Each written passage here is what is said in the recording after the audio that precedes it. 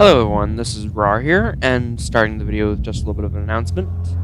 Due to some technical errors on part of one of the websites that sells Gemcraft sells Gemcraft for the creator, the game has been released for free, and everyone can play it. Everyone can play the premium version for free. So, going back into Iron Wizard mode now. We are going to be playing through the E hextile today. Starting with E1, of course. It's relatively simple.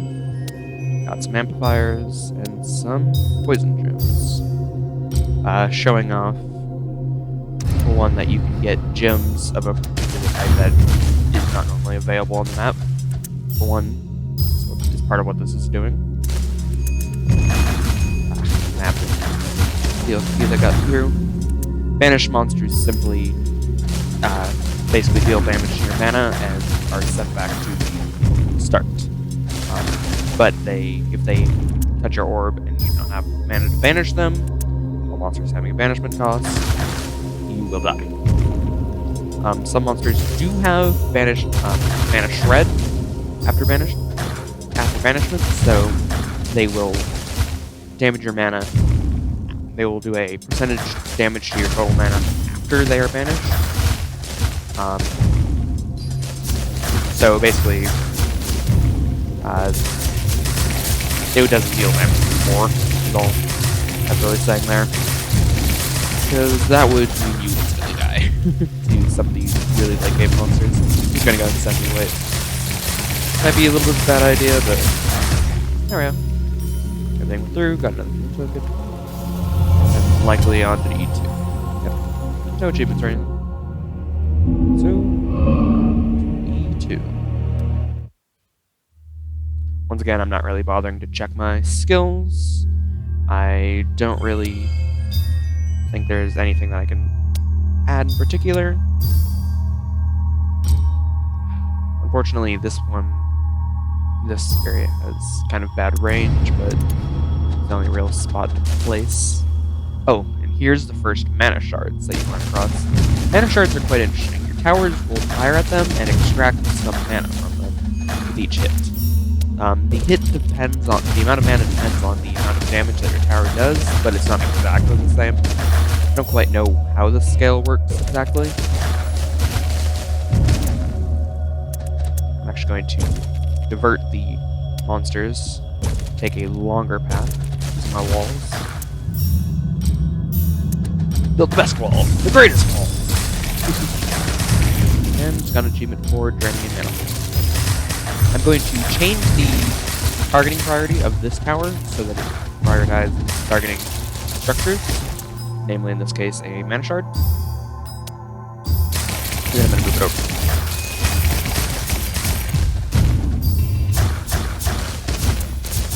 Obviously, applying bolt to these guys if I can.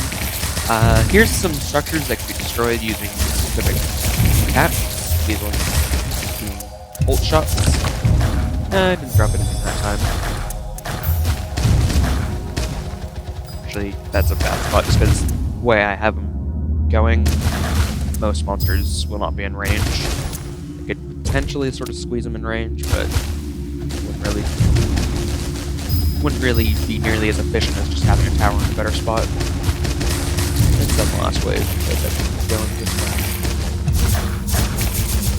way. It's typically kind of bad to be sitting on a full 2 charges, or whatever the full percentage of your enhancements and strike spells, for a number of reasons.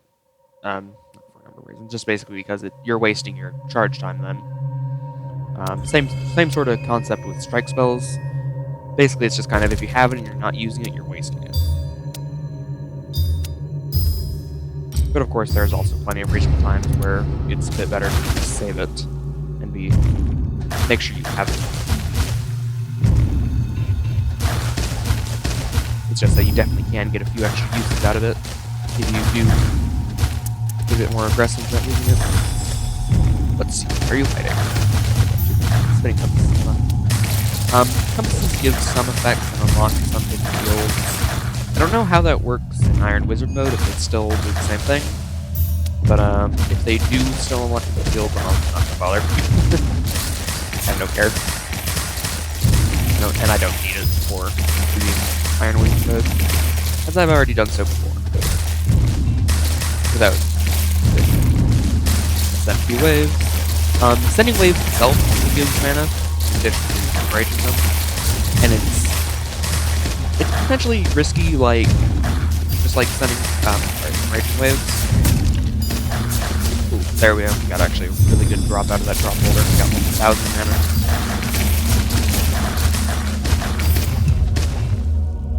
And actually I didn't even just show that you can destroy most monster nests, although some are indestructible. It'll just outright say indestructible. And Armor Shred also applies to those, so if they have armor, you can use a purple gem to shred their armor. And here we are. Kill 120 Reavers within range. Reavers being the normal enemy. I'm gonna place... I could place this right here. It'll mean these guys from over here die, and I think I'll solve that just by killing this monster nest. Get a dual gem, because dual gems are the best.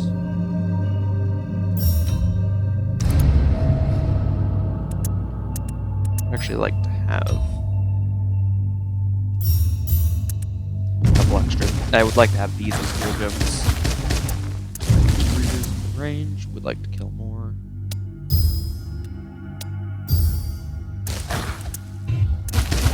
What I'm going to do here is just, once I can upgrade, then bolt. Because, as I said in the previous video, bolt allows you to instantly reset a monster, instantly reset a gem's arming time.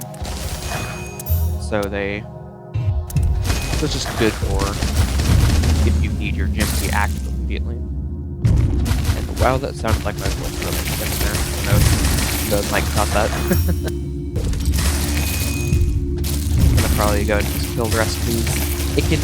Having multiple monster nests can lead to basically the waves coming in thicker clumps, which can be kind of dangerous. Because you get bigger clumps of enemies, meaning there's a lot more to deal with in a smaller area. 39 more Reavers to kill. I'm gonna go and actually create level 2 gem. It's there. Really well enough for this because we're not getting killed. That might have been a little bit of a bad idea. You might have seen a little bit of a flashing effect. Yeah, there it is again. That means either that means one of the various special improvements. I was gonna name them, but I don't want to spoil anything for anyone who is new to the game. And of course, like other creatures, even aberrations can be targeted by things. I believe most special creatures cannot be targeted by one of these strike spells. Not strike spells, gem enhancements. Strike spells are the other ones. You can also gem bomb monster nests. And let's see what thing we got. Poison. This basically means we will always have the ability to make poison. Gems on a map. One moment, please. I need one light. Sorry about that. I don't know how loud that's going to be in the video.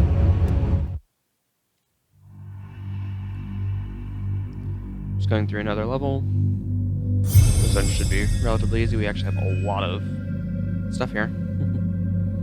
Let's see, what's going to be the best thing to start with? Probably going to be chain hit as my primary. I'm going to show basically a little bit more of an advanced way to do this.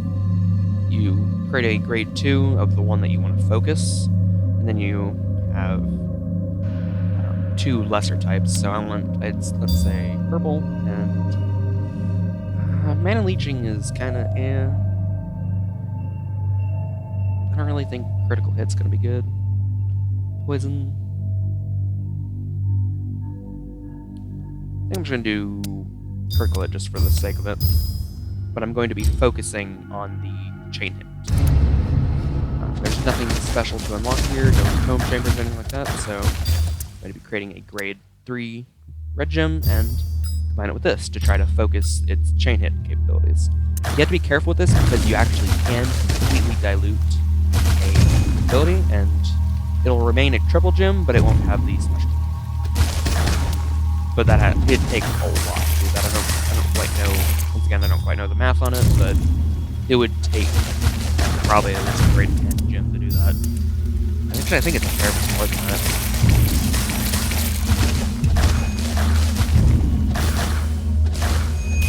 It's been a while since I've really done that sort of thing, though.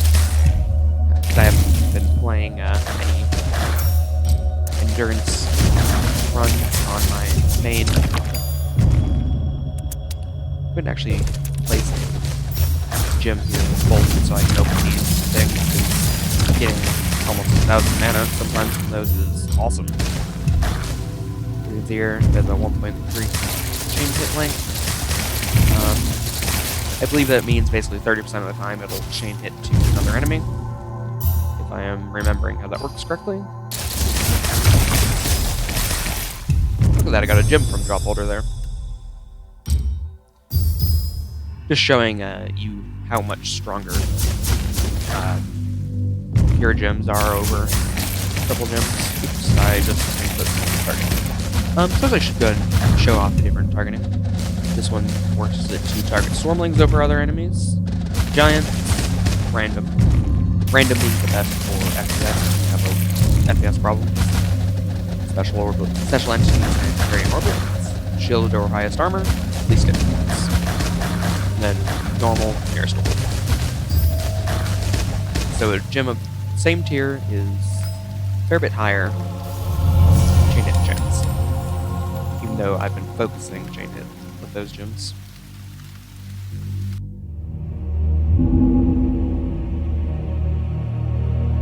Going on field E5.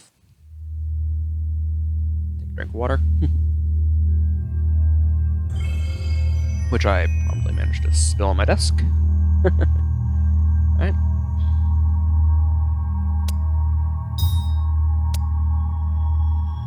Actually, probably should upgrade this. I'm gonna have that as my focus. Later on, yellow can be extremely powerful. Same with black, but generally speaking, in Iron Wizard mode, it's purple and white as your two. Red being the sort of base that you almost always want, just because it's chain hit. You hit more times. Simple as that. Hitting more times is better. As you might imagine. I'm going to be doing just a little bit of wall shenanigans there to make the monsters run further distance past my towers. And I just destroyed a beacon. Beacons are things that can be on the map from the start, or even outright appear on the map. Here's an indestructible monster nest, shrine of infection, which stops enemy healing, deals poison damage to enemies. This one deals poison damage to enemies. So good. There's this, and I'm gonna actually force these guys to target structures. The bolt special of ignoring armor is still flying, of course. I'm gonna force them all to walk that way. Walk further past my gym. And then walk this way, basically. You gotta see about destroying that then.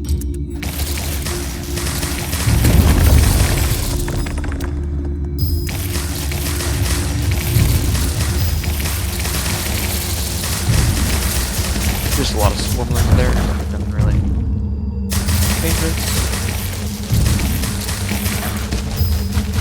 And I'm gonna go and send people away there. Everything's going well.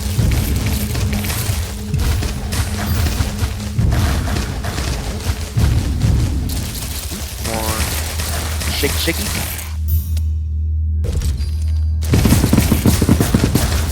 Of course, just targeting that guy, try to get the mana from him. Not very much mana from that guy, but it's free mana. Not full play. Gonna set a couple waves. Get bolt in this guy. Again, just get the cooldown going. Upgrade this guy quickly. gold on him. Putting gold on my highest tier gems, of course, because the additional damage, of course, is better on the best gems, highest damage. Level 36 and a few more achievements. To enter, you need to get the freeze tome from H4 first. Alright, so I believe in the next video we'll either be going to H4 M1, so thank you very much for watching, and goodbye.